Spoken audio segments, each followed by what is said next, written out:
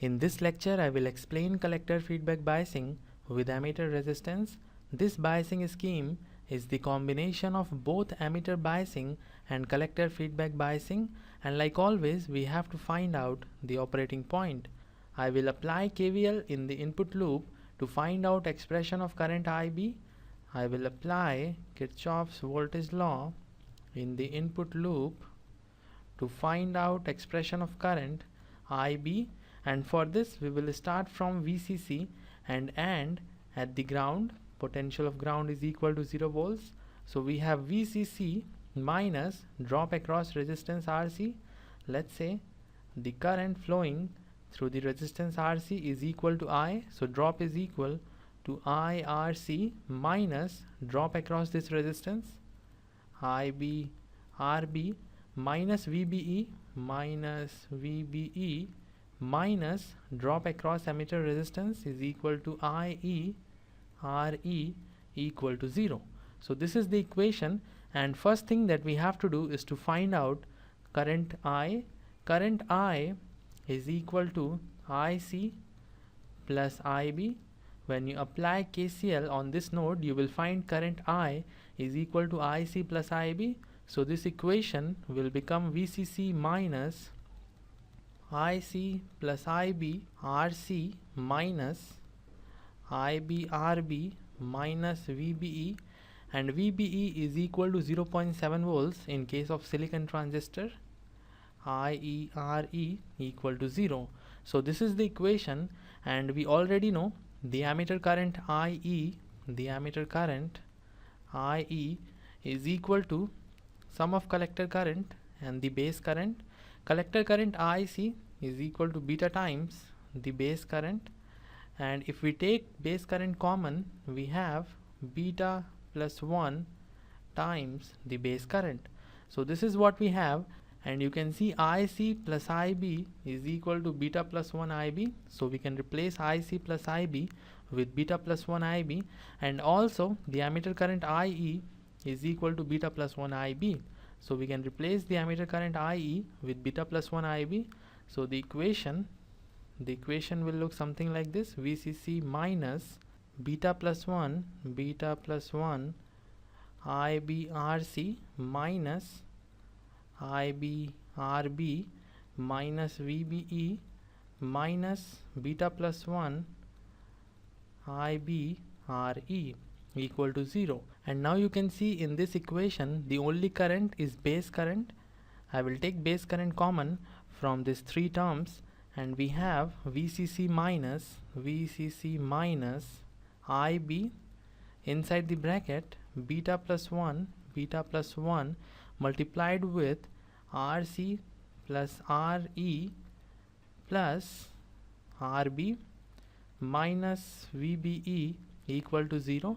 So the base current IB is equal to VCC minus VBE divided by RB plus beta plus 1 times RC plus RE. So this is the final expression of the base current, and we can use this expression to find out the collector current. Collector current IC is equal to beta times IB. So the collector current IC is equal to beta times VCC minus VBE divided by resistance RB plus beta plus 1 RC plus RE. Beta is the amplification factor, and if you follow the condition, RB is smaller than beta plus 1 times RC plus RE, if you follow this condition, then current IC will be independent of beta value.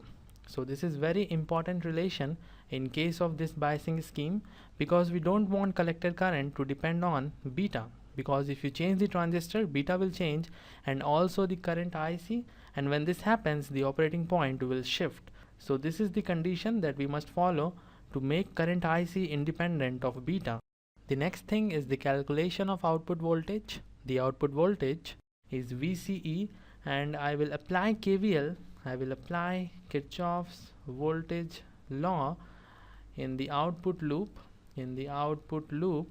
to find out the output current VCE, we have VCC minus IC plus IB multiplied with resistance RC. This is the drop across this resistance, minus VCE minus drop across emitter resistance, which is equal to IERE equal to 0. Now IC plus IB is equal to IE, so the equation will have IE in place of IC plus IB minus VCE minus IE RE equal to 0. I will take emitter current IE common from these two terms, so we have VCC minus IE inside the bracket RC plus RE minus VCE equal to 0. Now we know the emitter current IE is nearly equal to the collector current IC, so the equation will have collector current now in place of emitter current inside the bracket RC plus RE minus VCE equal to 0. So finally VCE, the output voltage, is equal to VCC minus collector current IC RC plus RE. So this is the final expression of VCE, and you can see we have already derived the expression of collector current IC, and if we have all these values we can easily calculate the collector current IC, and once we have the collector current IC we will put it here in this expression and we can easily calculate the output voltage VCE, and in this way we have the operating point. In the next lecture we will discuss voltage divider bias, which is very important topic. This is the most important biasing scheme, and in this biasing scheme we will use Thevenin's theorem, so it is good if you revise Thevenin's theorem before watching this lecture. So this is all for this presentation. See you in the next one.